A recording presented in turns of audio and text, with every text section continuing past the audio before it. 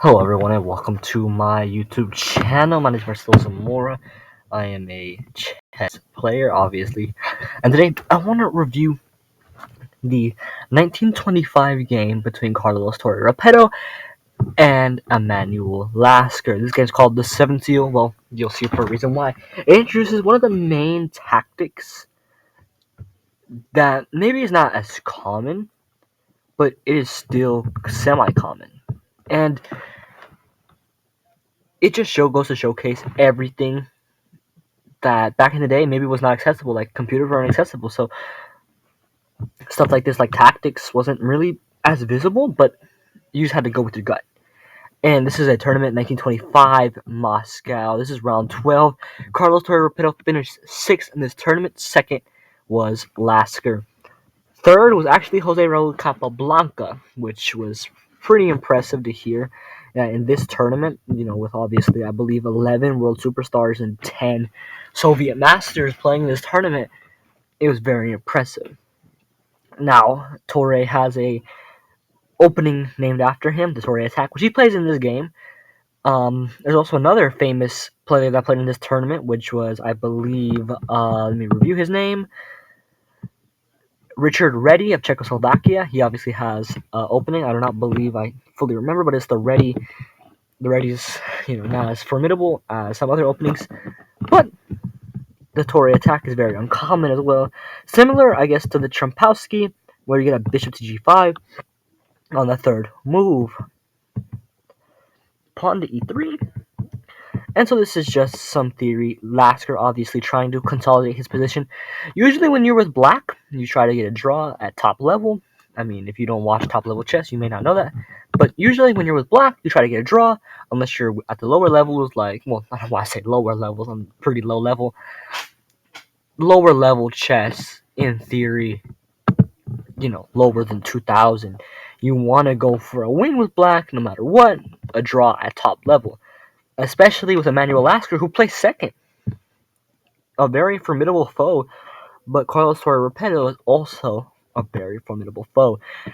This is where it starts to get a little choppy. Knight to c4. This is basically just a declaration of war. My knight's in the center. What are you going to do about it? And bishop to b7. Here, I assume a castle. No, sorry, I forgot this move. Queen to e2. And both sides are preparing a castle. Both kind of like tease, like, I'm gonna castle along. I'm gonna launch a big attack. No, they're gonna both castle king side. And here comes rook e1, rook e8, rook d1, and knight f8, intending to most likely get this knight out to g6. The plan after that, I guess, to eliminate this bishop and try to get to f4, which would be a key for, I mean, maybe, like, let me explain this. A bishop in this position is pretty key because once this knight moves, it sees the majority of the board. The queen is also pretty pivotal, so you have to move the queen to defend the bishop. So you win the bishop no matter what, and the bishop's a pretty key piece, I would say, in any attack. So this would just be a way to neutralize the position for the black pieces, which obviously at this level you're trying to get a draw. Bishop back to c1. When I say Torre was a very odd player, I mean Torre was a very odd player. Bishop to c1 looks like what a 100 would play, sorry, a 200 would play, when they don't have any idea of what piece to move next because they only watched one YouTube short and it taught them only up to move 13 or move 12 or even move 10. Bishop c1 is just an admission of, I want to bring my knight somewhere. I don't care about what my opponent has to do because he has no meaningful threats. Let's just move my knight to g5. And he does that. That's the basic idea. Pawn to b5. When I say the game is getting aggressive, the game is getting aggressive. Knight to a3, pawn to b4. Takes, knight takes. This is the whole idea of knight to d5. It's a very silent move, but if you look, I guess here's a lesson. You can take many lessons from this game. What move gives you the best positioning for advantage? I know positional chess is very difficult for many people, including myself. Positional chess is very difficult. Pawn to b5 is not a move you would think about. Knight to g5 is not a move you would think about either. But especially at the 700 level, the 600, the 800 level, you don't think of that move. So knight to a3, and you see the idea now because you want to capture this bishop. Look at how much room this bishop has to move. Look at how much this bishop sees. Right? It sees all of this beautiful stuff. It sees all of this beautiful stuff. It sees all of this beautiful stuff. I mean, if it wasn't covered by an ad, it'd see basically the whole board. And the idea is you don't want it there.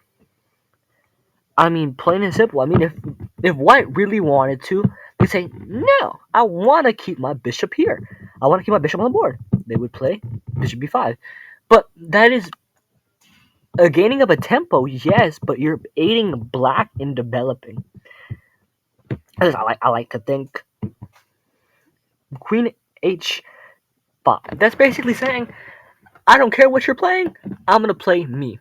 And obviously here you're threatening, well, let's say a lackadaisical move here, like, I don't even know. Knight takes pawn.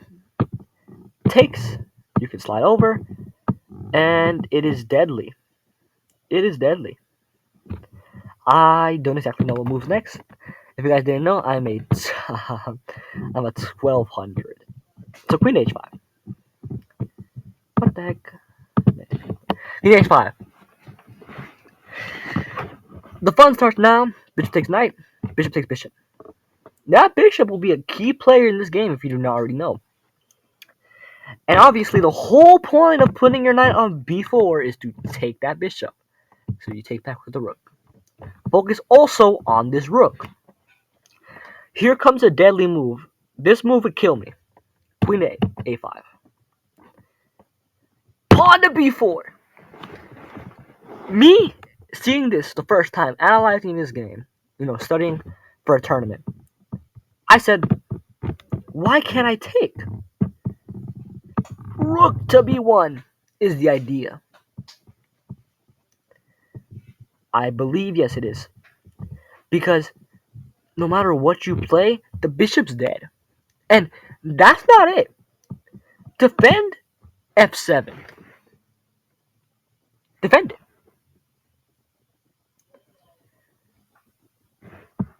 Right? You can't. Let me show you an example of it. Queen takes pawn. Rook slides over. Can't take. Can't take. So where can you go? Can't go here. You can go here. That is pretty seemingly decent, right? No, sorry. I'm 1200, guys. I did not see the knight can take. So, you obviously want to slide somewhere. Safe. See how the lost this game. You want to slide somewhere safe, so you don't want to take that pawn. b4. It's just too much threatening, so queen to f5. Rook to g3. And here comes the fun. Tactics galore. Pawn to h6, knight c4. Why can't I take? Because you're forking, and knock knock, I'm winning something here. The question is, what's better? The two pieces or the rook? And if you get to an endgame, the two pieces is, well, you'll feel the two pieces in the middle game, and the endgame you won't. Sorry, I skipped way too far ahead. Everyone forget that. Queen d5. I'm a newbie, guys. Don't worry about it. Don't worry about it, guys. I'm a newbie. Queen to d5. Knight e3. No more moves to attack the queen unless you want to go full 300 elo and play a4. Save the bishop. You guys might be thinking, game's lost. Why won't I slide my rook over, preventing the capture of it? Right? You can slide the rook over to h3, and during the checkmate you can't take, right? Maybe there's a tactic in there, you can take the pawn. Carlos Torre Repetto here plays bishop to f6. The brilliance of this move is if you take the queen, the rook takes. What's the only square the king has, which is h8. The point is, no matter where the rook moves, the rook, well, except for here and here, the rook can move here, and the king has to go here, here. And the only legal square is here. Always! No matter what, the only legal square is there. So king h8. Rook takes on, I believe, f6. Yep, f7. And you have to continuously repeat. It's a little bit of interest, but the problem is, here comes the fork. And the immortal bishop, the bishop that's been standing there the whole game, finally gets captured. And this is winning for white because the move rook takes h6. King f7, king g5. I thought it was f7, and rook slides back. You're gonna attack that pawn b4, and this is a nice sequence. Rook g3 check, rook f3 check, a3. Pawn's defended. Excuse me. Pawn's defended. a5. That is an admission. I'm screwed.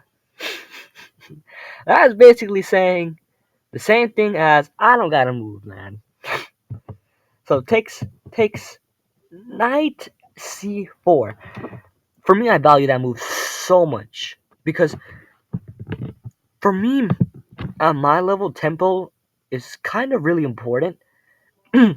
And this wins a tempo, defends, and it has a really interesting part. There's a very interesting part to this move because now it opens up for f4 to defend, and you cannot attack this knight, and the knight is permanently stuck there because you moved the rook to d5.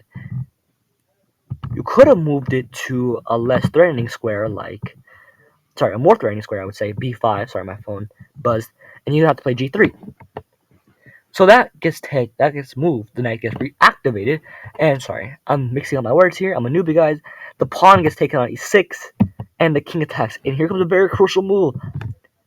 Here, what I would play, because I'm 1200, I play f3 and hang back ring mate, but, Torre obviously is much higher than me, and will obviously play the move, oh shoot, my apologies, guys, will obviously play the move g3, and will win this game by resignation. One of the most brilliant games of the 1900s. Well, if Kasparov and Karpov didn't happen. One of the most brilliant games of the 1900s, shows the true brilliance of players back then, and obviously with novelties like Bishop c1, which would never be played nowadays. If a Grandmaster played Bishop c1, I could be a Grandmaster. Maybe that's an insult, because there's a lot of good moves that I would have missed, but Bishop c1 does seem like a beautiful move. Sorry for all the ads, by the way, guys. I want to say to anyone that watched this video all the way through, thank you very much. I hope you enjoyed this video as well. Please like. Yeah, thank you very much for watching. This is a very fun experience, my first experience. Hopefully many more. Hopefully I don't mess up as much. Hopefully not as many ads. Thank you very much, guys, for watching. I hope to pull out more content like this, especially with more games like this. My next game that I will probably put will probably be Karyakin and Magnus Carlsen 2016 in the rapid tiebreak, which crowned Magnus Carlsen the 2016 championship. Although that game may be a little too popular, because obviously Gotham Chess, one of the most famous chess YouTubers, made a very popular YouTube short on it. But I feel like I can analyze the whole game and maybe even the whole match, and give you guys like sort of a very descriptive detail of it.